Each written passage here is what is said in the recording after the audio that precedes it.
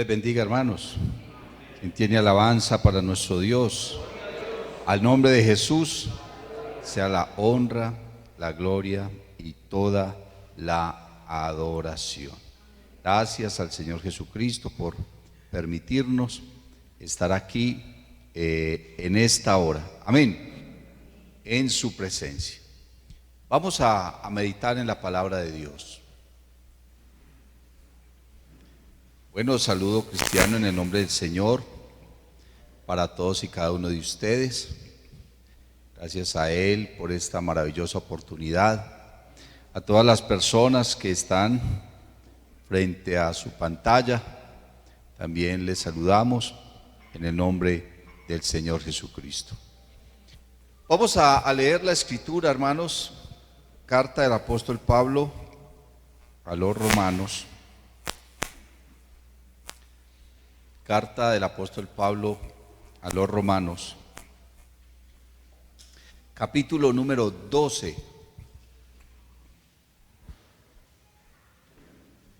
Amén. Capítulo número 12. En el versículo número 12, este versículo tiene 3 frases, pero quiero leer solamente la última frase. Y dice así: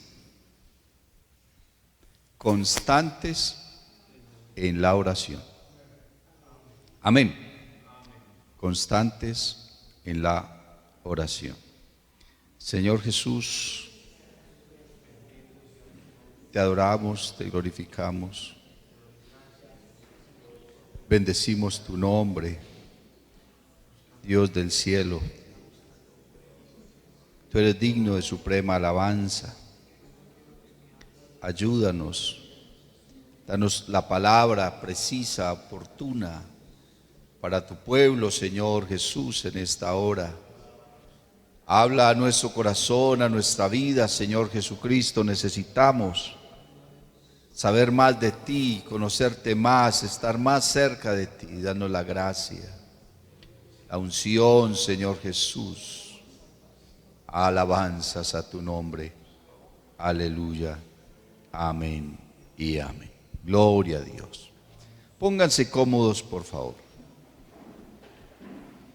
Bueno, la Biblia dice que podemos acercarnos confiadamente al trono de la gracia. Muy bonita esa expresión, confiadamente, ¿cierto? Acerquémonos pues confiadamente al trono de la gracia. Gloria al Señor Jesús. Dice, para alcanzar misericordia, ¿cierto? De una vez el texto nos está dando a entender que todos necesitamos su misericordia. ¿Y por qué será que necesitamos su misericordia? ¿Será porque somos débiles, cierto? Somos negligentes, somos inconstantes, somos indisciplinados, en fin, una cantidad de cosas. Dice, para alcanzar misericordia. Dice, y hallar gracia para el oportuno socorro. Dios nos puede socorrer, Dios nos puede ayudar, Dios nos puede bendecir, nos puede fortalecer, nos puede levantar. Pero una cosa es que pueda y otra cosa es que nosotros logremos convencerlo de que lo haga. Entonces lo que el versículo está diciendo es que si hallamos gracia delante de Dios, entonces Él nos dará el oportuno socorro. Y uno piensa en personas en la Biblia que dice la Biblia que hallaron gracia delante de Dios. Por ejemplo, Noé. La Biblia dice que Noé halló gracia delante de los ojos de Dios. Halló gracia, o sea que Dios de alguna manera se agradó de él, ¿cierto? De alguna manera Dios se agradó de él. La Biblia dice que Job halló gracia delante de Dios. La Biblia dice que Daniel halló gracia delante de Dios. Moisés y muchos otros hallaron gracia delante del Señor. La pregunta ahorita podría ser, hermano, y nosotros estaremos hallando gracia delante del Señor. ¿Será que lo que nosotros somos, no tanto lo que hacemos, sino que lo que nosotros somos agrada al Señor? ¿Será que nuestra vida le agrada? Nuestra manera de ser, nuestra manera de pensar, nuestra actitud, nuestro hablar, nuestro proceder, ¿le agradará al Señor? Es una pregunta que quiero dejar ahí para que usted mismo la responda. Gloria al Señor. Nosotros creemos en la Biblia. Nosotros creemos que la Biblia es la palabra de Dios. Amén. Gloria al Señor. Y que esta palabra ha sido para edificación, para exhortación, para consolación. Y es la autoridad que Dios nos ha dado, o sea, su palabra. Y nosotros creemos en toda la Escritura. El Señor Jesucristo dijo: el que cree en mí, como dice la Escritura. El apóstol Pablo dijo: toda la Escritura es inspirada por Dios. Pedro dijo: tenemos la palabra profética más segura. Amén. Gloria al Señor Jesús. De manera que lo que dice la Biblia para nosotros es una autoridad, es una lámpara, es un camino, ¿cierto?, a seguir. Lámpara es a mis pies tu palabra y lumbrera a mi camino. Las palabras de Dios alumbran, hacen sabio al sencillo. Gloria al Señor Jesús. Y esta palabra se ha convertido en nuestra vida, hermano, en lo más importante, en la razón de nuestro ser, porque esta palabra es la que da testimonio de Jesucristo. Todas sus promesas las encontramos en esta palabra, pero también sus mandamientos. Porque la mayoría de las personas se aferran de las promesas de Dios, pero desconocemos sus mandamientos, ¿cierto? Y en todo lugar donde usted esté, usted tiene derechos, pero también tiene deberes. Usted pertenece a una entidad, la mayoría de esas entidades, ahí en la entrada, tienen la visión, la misión, los objetivos, ¿cierto? Pero también tiene una lista de los derechos y una lista de los deberes para poder formar parte de esa entidad o de esa organización, ¿cierto? Usted no puede andar por allí haciendo lo que bien le place, sin ley. Eso se llama anarquía. Y la Biblia no nos habla a nosotros de la anarquía, antes por lo contrario dice que debemos someternos a las autoridades superiores. ¿Cuánto más a esta palabra? Gloria al Señor.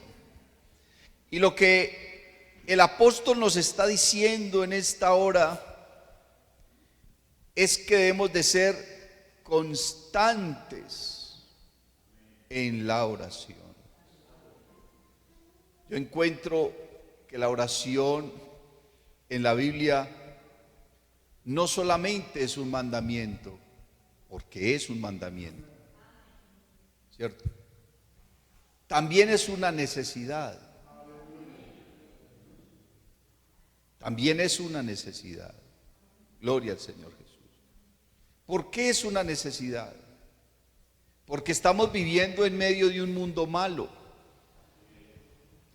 Estamos viviendo en medio de una humanidad mala. Tenemos un enemigo bien malo y nosotros somos malos. El Señor Jesucristo nos trató de malos. El Señor Jesucristo le dijo al pueblo: si vosotros siendo malos sabéis dar buenas dádivas a vuestros hijos. El Señor nos trató de malos, al punto que la Biblia dice, un joven se le acercó al Señor y le dijo: maestro bueno. El Señor le dijo: ¿y por qué me llamas bueno? Bueno no, sino Dios. O sea que si Dios es bueno, todos los demás somos malos.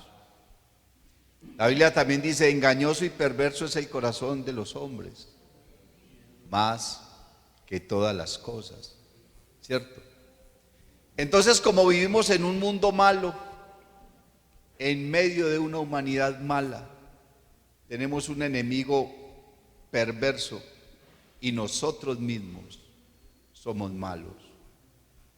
Entonces, ¿cómo no vamos a tener la necesidad de buscar al único que es bueno, al único que nos puede justificar, al único que nos puede limpiar, al único que nos puede salvar, al único que nos puede perdonar? Si nosotros fuéramos buenos, no pecaríamos nunca. Pero la Biblia dice: ciertamente no hay hombre justo sobre la tierra.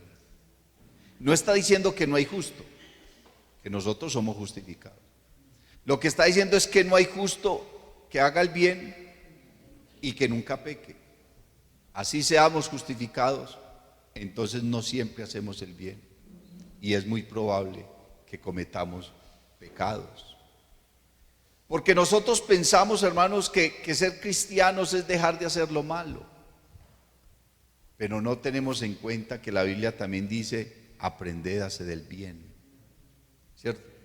A veces nos enorgullecemos de haber dejado lo malo. Yo era un borracho, yo era un adúltero, yo era un mentiroso, y entonces hacemos una lista de lo que éramos. Pero ¿por qué no hacemos una lista de lo que estamos dejando de hacer? Es cierto que la Biblia dice que el que sabe hacer lo bueno y no lo hace, le es tomado por pecado. La oración es un mandamiento del Señor, pero también es una necesidad, porque la oración es un canal que nos acerca a Dios, es un medio por el cual somos bendecidos, fortalecidos, perdonados, oídos, ¿cierto? Ungidos. A través de la oración recibimos fuerzas nuevas, recibimos perdón, ¿cierto? Juan dice: hijitos, estas cosas os escribo para que no pequéis, pero si alguno hubiese cometido pecado, abogado tenemos para con Dios, a Jesucristo el justo. Y dice: Él es la propiciación por nuestros pecados. Entonces da como por sentado Juan de que de todas maneras nosotros vamos a tener una vida propensa al pecado, a desviarnos, a descuidarnos. Pero entonces el escritor a los Hebreos dice: es necesario, habla de una necesidad, lo que estaba diciendo en la oración es una necesidad. Porque si no oramos, morimos. Si usted deja de respirar, se muere. Si usted deja de comer, se muere. Si usted deja de dormir, se muere. Que eso son cosas que son inherentes a la vida, que no son opcionales. Es tan necesario respirar que usted no piensa en respirar. Usted respira por inercia. Es más, usted ve a una persona asfixiándose y usted inmediatamente hace: ay. Esta tarde estábamos sentados, mi esposa y yo, frente a una señora que estaba más o menos a 3 o 4 metros, y la señora estaba con una pipeta de oxígeno y eso como que se le desconectó y esa señora era como desesperada y mi esposa decía, como si estuviera asfixiando a ella, ¿cierto? Es más, a uno le mencionan la palabra respiración y usted automáticamente sin pensarlo respira más profundo de lo normal. Y no mire los atos y me hicieron así, porque es algo inherente, ¿cierto? Que está ahí. El cuerpo te pide el alimento. Así usted no quiera comer, llega un momento en que el cuerpo lo obliga a que tiene que buscar alimento, ¿cierto? El sueño. Ay, hermano, yo recuerdo cuando estaba prestando servicio militar, que me llevaban a una garita a prestar guardia 6 horas. Entonces uno se acostaba a las 8 o 9 de la noche y lo hacían levantar a las 11:30. Y a las 12 de la noche ya uno estaba parado en esa garita así, hasta las 6 de la mañana que lo relevaban. Uno lo único que escuchaba era grillos. Cada 2 horas pasaba algún compañero, un comandante, un dragoneante, a ver si uno estaba despierto. Hermano, muchas veces llegaban los compañeros, hermano, a la habitación, echando sangre por la boca. Y no, ay, ¿qué le pasó? Se quedó dormido y se fue y pum, se pegó contra el muro.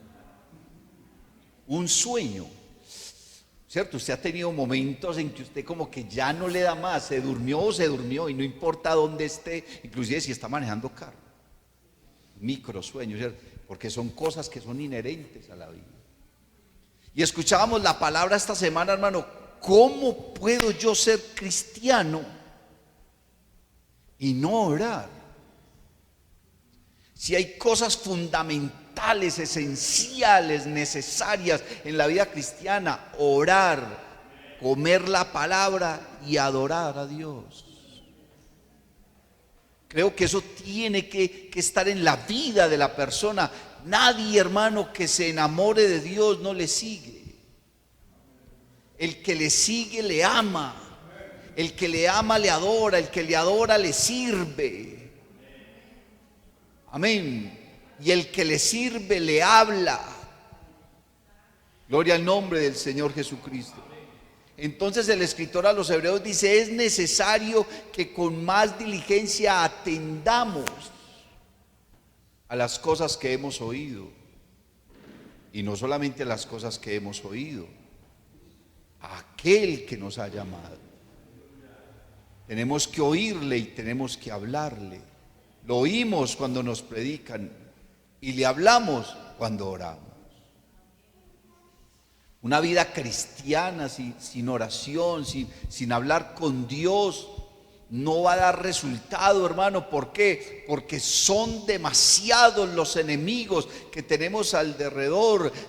Nosotros mismos, nuestra propia negligencia, nuestra propia desobediencia, nuestra propia incredulidad nos llevan, hermano, a alejarnos de Dios. La Biblia dice: a la verdad el espíritu está dispuesto, pero la carne es débil. Algo que debería ser un deleite para nosotros, porque usted estar con el ser que más ama tiene que ser un deleite. ¿Por qué se nos vuelve una carga, hermano? ¿Por qué contamos los minutos? ¿Por qué nos cansamos tanto? ¿Por qué se nos vienen tantas cosas a la mente y nos distraen de aquello que debería de ser lo más esencial en nosotros? Porque la oración no debe de ser una opción. Debe de ser una prioridad. Debe de ser una prioridad. Por eso el Señor dice: si ustedes me buscan como buscan el oro, si ustedes me buscan como buscan la plata, ¿cuántas horas al día, hermano, se dedica usted a buscar dinero? 12 dice al día. Y hay gente que más. Las personas que se van al exterior trabajan hasta 3 turnos. y 4 turnos de 4 horas y lo que duermen es nada, porque están buscando es dinero. Sacrificamos la salud, sacrificamos la familia, sacrificamos la juventud por conseguir dinero. Y ya cuando estamos ancianos, gastamos el dinero tratando de recuperar algo de salud, algo de familia, algo de tiempo. Porque nos pasamos toda la vida buscando dinero. ¿Cierto? Y el Señor dice, si ustedes me buscan como buscan el oro, como buscan la plata, bendito el nombre del Señor Jesús. La oración entonces no puede ser una opción, hablar con Dios no puede ser una opción. Bueno, si usted cree que orar es solamente arrodillarse, qué bendición poder orar cuando estamos de rodillas. Pero usted puede orar, esté haciendo lo que esté haciendo. En un viaje, en la cama, la Biblia dice, meditad en vuestras camas y callad, ¿cierto? Usted puede estar laborando y estar orando. Dios a uno le da la capacidad, inclusive puede estar haciendo un ejercicio matemático que necesita suprema concentración y al mismo tiempo estar orando. Ay, Señor, ¿cuánto es que es 2 más 2? Y uno ahí, pero le está diciendo al Señor algo. ¿Cuál es el problema de la inconstancia o de la oración en nuestra vida? Estaba pensando, hermanos, que todo, cualquier cosa que usted quiera alcanzar en la vida, cualquier cosa, necesita constancia. Nadie termina una carrera universitaria en un día. Nadie educa a sus hijos en un día. Nadie lleva al éxito una empresa en un día. Uno mira los países desarrollados, países con menos riquezas, con menos potencial, con menos territorio, con menos riquezas naturales, pero más prósperos que nuestros países latinos. Uno mira, por ejemplo, Japón. Japón es un país muy pequeño en territorio. Sus recursos naturales son muy pocos, son muy pocos. Japón quedó casi destruido después de Hiroshima y Nagasaki, casi destruido, sin recursos naturales, con un territorio contaminado por la bomba, por la irradiación. Y hoy en día es uno de los países más poderosos, económicamente, tecnológicamente, intelectualmente. ¿Cómo esos países así por el estilo han salido adelante? Porque ellos han empezado desde cero y se han dedicado disciplinadamente y de él y de él.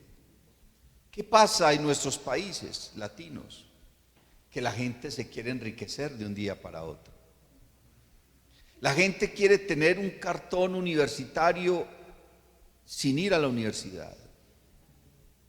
¿Cuánta gente lo compra? Todo lo queremos comprar.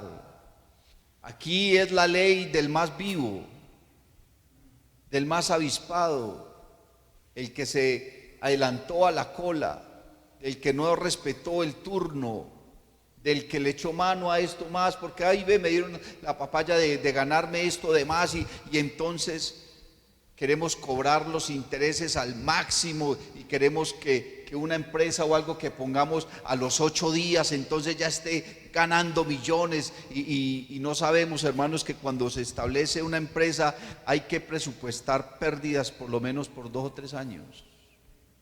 Pero nosotros, si a los 8 días no tenemos ganancia, entonces no, esto no sirvió. ¿Por qué? Porque somos indisciplinados, inconstantes, impacientes. En cambio en esos países no. La gente es disciplinada, la gente es constante, la gente tiene paciencia, presupuestan pérdidas, saben que los primeros años van a perder, pero que va un momento en que eso comienza a coger fuerza y tienen empresas estables, millonarias. Las personas más ricas del mundo comenzaron desde abajo. ¿Cuánto más la vida espiritual? Nosotros no podemos pensar que nos arrodillamos 10 minutos y que al otro día vamos a amanecer, hermano, con la bendición de Dios.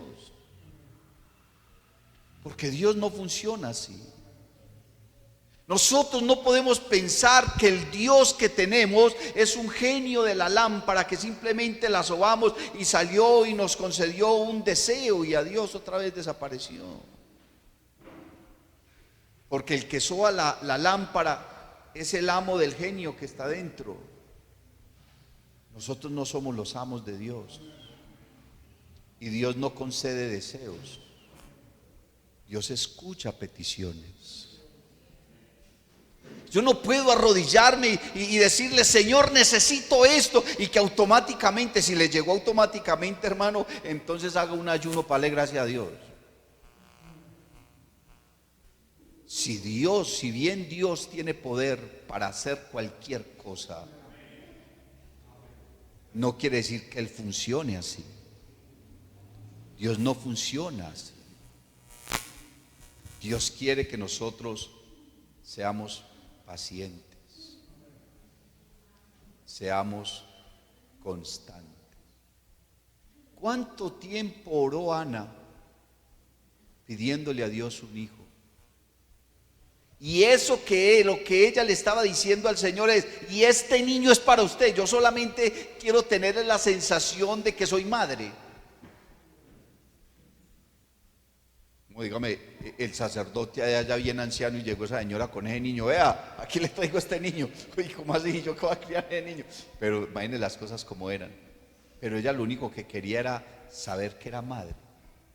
Y el sacerdote creía que ella estaba borracha. Borracho quedó él cuando le llevaron a ese niño y terminó lo de criar usted. Ahí sí quedó él, uy, ¿cómo así? Es cierto. Uno se pone como en esa época, en esas circunstancias. ¿Qué hizo ese señor con ese niño, hermano? Terminarlo de criar. Pero ¿cuánto tiempo oró Ana? Por este niño oraba yo, dice la Biblia. ¿Cierto? Eso no fueron 8 días. Ella oró y oró hasta que Dios sanó su esterilidad y le dio su hijo. ¿Cuántas veces al día oraba Daniel? La Biblia dice que 3 veces al día, pero no dice cuánto tiempo oró. Todos los días oraba 3 veces. No sé si oraba 10 minutos por cada vez o 1 hora, pues no sabemos qué tanto tiempo disponía él, porque era un hombre importante en Babilonia. Pero no dice cuántos días, cuántos meses, cuántos años. No dice. Sin embargo, la Biblia dice que él, desde el momento en que empezó a orar, la respuesta fue enviada. En esa época Dios enviaba a los ángeles a llevar respuestas, y el ángel fue estorbado en el cielo por el diablo que lo atacó para que no le llevara la respuesta a Daniel. Pero ¿cuánto tiempo oró Daniel? ¿Usted sabe cuánto tiempo estuvo Job en calamidad? Yo no sé cuánto tiempo estuvo Job en calamidad. Cuánto tiempo estuvo en agonía y buscando y lamentándose y debatiendo con Dios y con sus amigos y con su esposa. Bueno, ¿cuánto tiempo pasó Job? Sabemos que Dios le dio la respuesta, pero ¿cuánto tiempo pasó? No lo sabemos, ¿cierto? ¿Cuánto tiempo pasó desde que Juan conoció al Señor hasta que escribió el Apocalipsis? Muchos años. ¿Por qué no lo escribió antes? Porque en Dios, hermano, las cosas tienen un momento. Pero lo que la Biblia está diciendo es que debemos ser constantes, disciplinados. Pero el problema, hermano, en nosotros los cristianos es que nos cansamos muy fácil. Abandonamos el proyecto muy fácil. Orábamos 8 días, eso es que no es la voluntad de Dios, y entonces desistimos. Y la Biblia dice, pedid y no recibís, porque pedís mal. Y muchos han interpretado ese versículo, es que porque no sabemos decirle las palabras correctas a Dios. Y yo me pongo a pensar, no, pues que Dios acaso es ignorante. Es que no consiste en las palabras. Mire que el pastor esta semana nos estaba predicando y que nosotros a veces oramos a Dios y le hablamos a Él como si Él fuera Señor. Y que entonces que si le decimos simplemente Señor, que entonces ya no responde, sino que tenemos que alargar la frase. Y yo me pongo a pensar en eso. ¿Será que pedir mal consiste en las palabras? Porque a veces oramos y ni palabras decimos.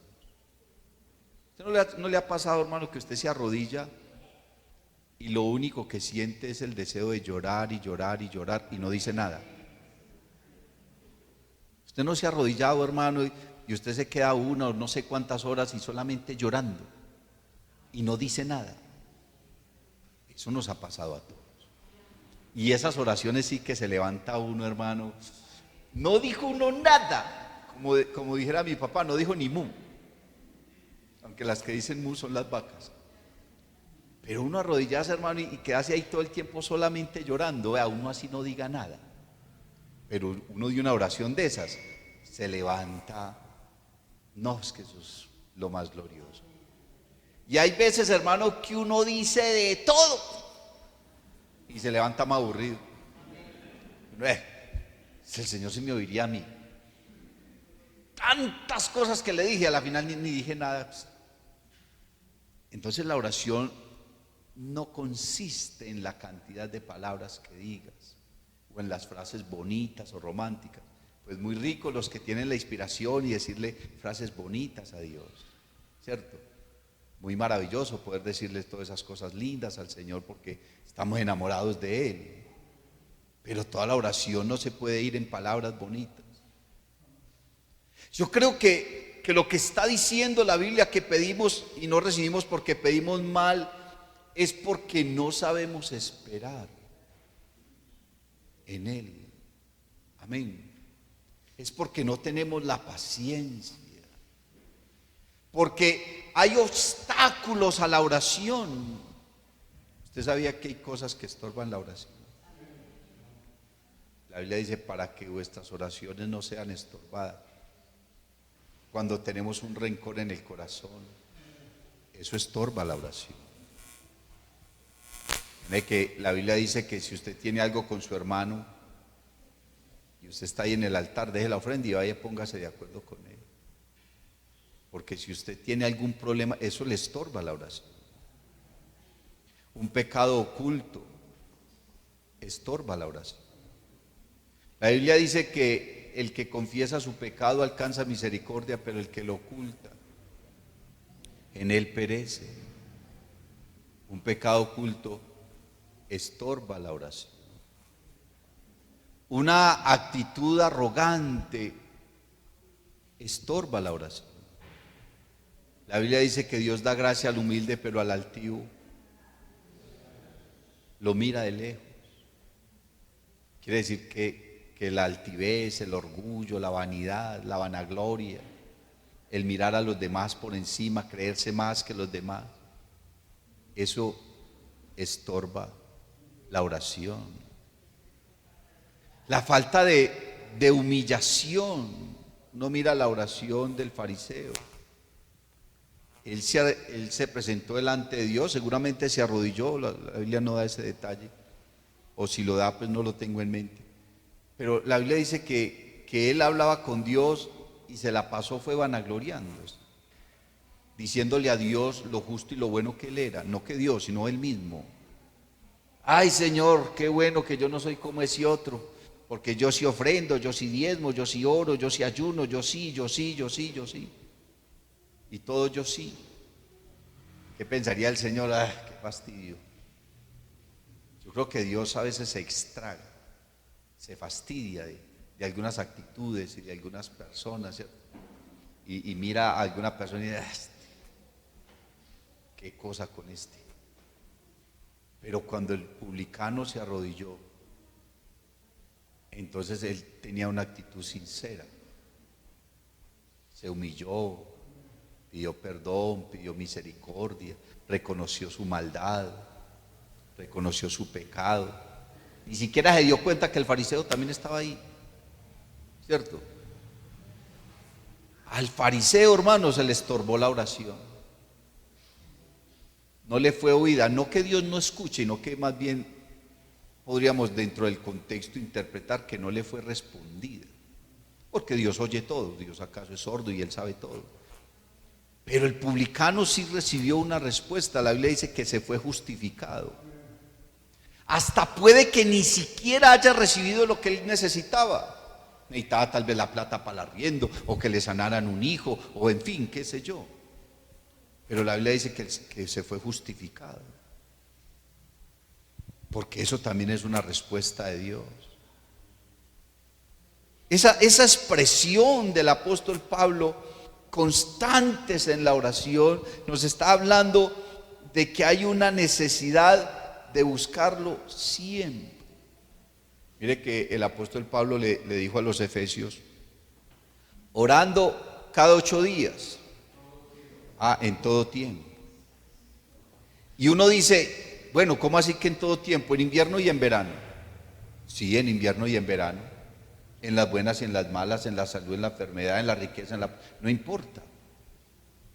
Job estaba muy bien, estaba aliviado, sus hijos estaban sanos, tenía dinero, y dice la Biblia que todos los días buscaba a Dios. Cuando perdió todo, siguió buscando a Dios, ya con el espíritu quebrantado, acongojado, pero seguía buscándolo y hablaba con Dios. Y no estaba tan contento, porque hubo muchas personas que oraron a Dios, no de pronto con una buena actitud, pero oraron. Por ejemplo, dígame la oración de Jonás. ¿Usted se ha visto a alguien orando bien bravo? Pues vea, Jonás estaba pero bravo. Jeremías, Jeremías sí que estaba bravo, hermano, tan bravo que le dijo al Señor, ¿sabe qué? No vuelvo a predicar su palabra. Le dijo Jeremías al Señor, no quiero volver a saber nada de este pueblo, no quiero volver a saber nada de esta palabra, porque yo predico paz y viene guerra. Como quien dice, usted a mí no me respalda, ¿para qué me mandó para acá? Yo creo que Dios a ellos los miraba, pero ellos fueron sinceros al menos. Estaban bravos, pero fueron sinceros. Yo una vez escuché a un pastor predicando, pero bravo, en una reunión de pastores. Yo no sé cómo serían las circunstancias que lo llamaron a él a predicar y comenzó a predicar, pero yo notaba que ese hombre era furioso. Y dije, pero ¿por qué está tan bravo? Y todos nos miramos y qué pensás, ¿por qué está tan bravo? Predicando bravo. Así estaba Jonás, hermano, orando pero bravo, y Jeremías también estaba orando bravo, y de alguna manera hasta Elías también. Porque cosa extraña, hermano, la actitud del corazón de los hombres. Elías salió corriendo porque una mujer le dijo que lo iba a matar. Y en el camino le dijo al Señor, ¿sabe qué? Quíteme la vida. Entonces dice, quería morir porque no se quedó allá para que esa mujer lo matara. Es decir, que, ¿cierto? Así es la actitud de nosotros. Se quería morir y una mujer le dijo que lo iba a matar, entonces salió corriendo, era que no se quería morir. Pero a Dios le estaba diciendo que quería morir. Bendito el nombre del Señor Jesús. Pero lo importante es tener esa sinceridad. Y dice, constantes, disciplinados. Usted no va a encontrar, hermano, nada con Dios. Usted no va a lograr nada con Dios si usted no es constante y disciplinado. Tengo entendido que mi mamá oró por ahí 16 años por mí. Vea, yo le soy sincero, hermano, uno a veces ora por alguien y pasan los años y uno ve que nada. Y uno, Señor, ¿será que no? Entonces quiere abandonar la oración por esa razón. Pero yo a veces también me pongo a pensar, ¿qué hubiera sido si mi mamá hubiera dejado de orar por mí? Más o menos 16 años oró por mí hasta que yo me convertí al Señor. ¿Cuánto tiempo lleva ya orando por mi papá, por mi hermano mayor? ¿Cierto? Y no ha desistido, sigue orando. Yo veo a mis suegros, que mis suegros son personas de de mucha oración. Y mucho más mi suegro que mi suegra. Esa gente es de una oración, hermano. ¿Cuántos años llevan orando por todos los hijos que todavía tienen inconversos y no cesan de orar? Y uno habla con ellos, no, hay que orar, hay que orar. O sea, ¿cómo hay gente que persiste tanto en una oración por algo? Y están ahí y siguen y siguen y siguen. La Biblia dice que estos hombres de la antigüedad, la mayoría de ellos murieron sin recibir lo que se les había prometido, pero no desistieron. Y uno piensa en todos ellos, hermano, en lo que ellos vivieron, en lo que ellos sufrieron, en lo que ellos soportaron, en lo que hicieron, en los logros, porque dice la Biblia que pusieron en fuga ejércitos, ¿cierto? Apagaron fuegos impetuosos, taparon bocas de leones. ¿Cómo sería la oración de Daniel, hermano, cuando estaba allá en medio de esos leones? ¿Cierto? Pero él no oró solamente cuando estaba ahí en el foso de los leones. Era un hombre que estaba acostumbrado a orar. Los muchachos que fueron al horno de fuego estaban acostumbrados a orar. Eliseo estaba acostumbrado a orar. Pablo estaba acostumbrado a orar. Porque uno se pregunta y dice, uy, ¿esta gente cómo lograron hacer lo que hicieron? Solamente porque oraron. No es porque fueran superhéroes. La Biblia dice que Elías era un hombre sujeto. Hay que ponerle cuidado a esa palabra, sujeto, a pasiones semejantes a las nuestras. Quiere decir que tenía nuestras flaquezas, nuestras debilidades, todo lo malo que hay en nosotros estaba también en Elías. Pero ¿cuál fue la diferencia de él? Que dice la Biblia que oró, ¿cómo? Fervientemente. Esa palabra fervientemente, yo a veces pienso, ¿será que lo que está queriendo decir el texto es que oró fogosamente, con mucho ímpetu, con muchas ganas, que gritó muy duro? No, yo creo que más bien esa expresión se está refiriendo a que él oró constantemente, porque usted todos los días no ora igual, ni siquiera Elías. Usted a veces ora contento, otras veces ora con tristeza, unas veces ora con pasión, otras veces ora como que, ay, bueno, vamos a orar. Pero lo importante es orar. Y Dios sabe que nosotros somos seres emocionales, pero la Biblia dice que Elías oró fervientemente. A mí me da la impresión de que lo que el escritor quiso decir es que oró constantemente. Y por el hecho de orar constantemente, entonces recibió la respuesta que necesitaba. Mire la viuda y el rey injusto. ¿Por qué ese señor le hizo justicia a ella? No porque mereciera justicia o porque él fuera bueno, no, antes era malo, rey malo. No respetaba a hombre ni temía a Dios. ¿Cómo era que eso dice la Biblia de él? Pero es que la señora tan intensa. ¿Cómo se volvería de fastidiosa esa mujer? Todos los días a la puerta de la casa del rey, hágame justicia, hágame. Ay, esta señora me tiene exasperado. ¿Cómo sería que tenía el Señor con esa mujer así tan intensa? Y entonces, nada más por quitársela encima, le hizo justicia.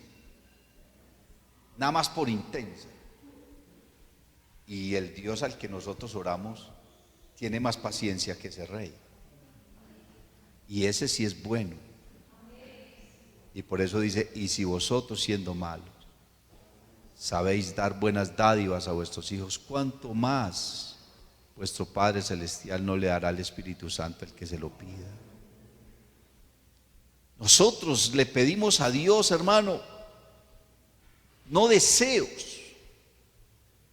Tenemos peticiones. Pero ¿hasta qué punto nosotros somos sabios para aceptar lo que Dios dispone para nosotros, sí o no? Estos días uno de los pastores que estaba predicando acá, hermano, decía que Dios tiene un libreto para nosotros. Un libreto es un guión, un escrito que los actores deben seguir para que la película o la novela surja de cierta manera. Quiere decir que Dios para nosotros tiene algunas cosas, tiene un curso, tiene un camino, tiene un sendero, y si nosotros seguimos ese sendero, entonces recibiremos esto y aquello y la vida eterna. Pero nosotros a veces nos desviamos del curso. La brújula se nos descontrola o no le hacemos caso a la brújula. Porque una cosa es uno perderse y otra cosa es estar consciente de que se perdió el camino. Porque cuando nosotros seguimos nuestro propio sendero, entonces nos desviamos del camino del Señor, y la Biblia dice: hay caminos que a los hombres les parecen rectos. Y nosotros pensamos que ese texto es solamente para los inconversos. No, nosotros nos desviamos del camino. Dios nos ha mostrado un sendero, Dios nos ha mostrado un camino, y nos dice: si sigues este camino, entonces esto te va a ir bien. Pero si abandonas mi camino, si haces las cosas a tu manera, si no eres disciplinado, si no eres constante, si no eres sabio, si no eres prudente, si no eres inteligente, si no tienes temor y crees que te va a ir mejor haciendo las cosas a tu manera, entonces nos vamos a salir del curso. Y entonces ahí es donde la Biblia dice: paraos en los caminos, deténgase un momentico en su camino, pregunte por la senda antigua, a ver, ¿por dónde era que el Señor me quería llevar desde antes? Entonces venga, corrijamos el curso. Dice: para que lo cojo no se salga del camino, sino que sea sanado, o sea, sea corregido el curso que Dios tiene para nosotros. No podemos pensar que vamos a lograr en Dios, hermano, alcanzar cosas de un día para otro. No, tu hijo no se va a convertir porque llevas 8 días orando. Porque los hijos no se convierten solamente porque estamos orando por ellos. Es porque también les estamos dando un buen testimonio, un buen ejemplo, porque ellos vean que la obra de Dios es verdadera en nuestra vida. Pero si ellos nos oyen hacer algo y nos ven hacer otra cosa, ¿qué van a pensar nuestros hijos? Se van a desviar del camino. Todo depende del testimonio que les estamos dando a ellos, el ejemplo que les estamos dando a ellos, a nuestros hijos. Cualquier proyecto que usted tenga en Dios, hermano, tendrá que ser un proyecto a largo plazo, porque a Dios no le llama la atención las cosas que son de un día para otro. Habrá cosas que Dios haga de un día para otro. Un milagro de sanidad, ¿cierto? Que lo rescató a usted de una situación complicada, y un peligro, qué sé yo. Pero las cosas gloriosas que nosotros buscamos en Dios serán proyectos, hermanos, siempre a largo plazo, en los cuales tenemos que buscarlo y hablarle y pedirle y esperar. La Biblia dice: los que esperan en Jehová, fuerzas nuevas tendrán. Y uno no se debilita de un día para otro. ¿Por qué dice los que esperan en Jehová, fuerzas nuevas tendrán? Porque esto es para largo. Elías se tiró debajo de ese árbol, hermano, a morirse, defraudado, con ganas de morirse, triste. No, hasta aquí llegué yo, y se tiró debajo de ese árbol a morir. ¿Y qué le dijo el Señor? Elías, levántate, porque largo camino te resta. No llevas ni la mitad del desierto y lo tienes que cruzar todo, porque largo camino te resta. Y le tocó levantarse y seguir caminando. ¿Por dónde? Por el mismo desierto. Dios ni siquiera le cambió el camino. No se lo llevó para un bosque, no lo llevó a un oasis, no, el mismo desierto, solamente estaba ese palito ahí. Sálgase de ese palo y siga caminando por el mismo desierto. Y para acabar de ajustar llegó a una cueva. Bueno, esta cueva por lo menos le brindaba un poco de sombra, tal vez un poco de agua, ¿qué sabemos? Y empezó la tormenta y él creyó que Dios estaba en la tormenta y Dios no estaba en la tormenta. El trueno y no estaba el trueno, en el fuego y tampoco estaba en el fuego. Tuvo que esperar a que pasara la tormenta, que pasara, hermano, la tempestad, a que pasara el fuego. No sabemos por qué cayó fuego, porque también dice la Biblia que fue. Tuvo que esperar a que pasara todo eso. Y cuando toda la tormenta se calmó, ahí sí le habló Dios. ¿Y Dios le habló para qué? Para decirle lo equivocado que estaba. Ni siquiera para decirle, ay Elías, usted sí es muy valiente, llegaste hasta aquí, te felicito, de aquí para adelante es que lo voy a bendecir. No, Dios le habló fue para decirle lo equivocado que estaba. Dios primero lo dejó hablar, porque uno cree que uno tiene la razón y se pone a discutir con Dios. Eso le pasó a Job. Job se puso a discutir con Dios y Dios le mostró lo equivocado que estaba. Y Elías se puso a decirle, no Señor, es que usted a mí me dejó, todos sus profetas, todos los que lo seguían a usted se murieron, solamente quedé yo, como quien dice, yo sí le sirvo. Y el Señor le dijo, no mi hijo, qué equivocado estás. ¿Usted cree que usted es el único que se ha guardado para mí? ¿Usted cree que es el único hombre fiel a mí que está en pie? Olvídate, tengo un ejército. No le dijo 2 o 3 personas, le dijo, tengo un ejército que no han doblado sus rodillas ante Baal. Y de todo ese ejército, el único que está llorando es usted.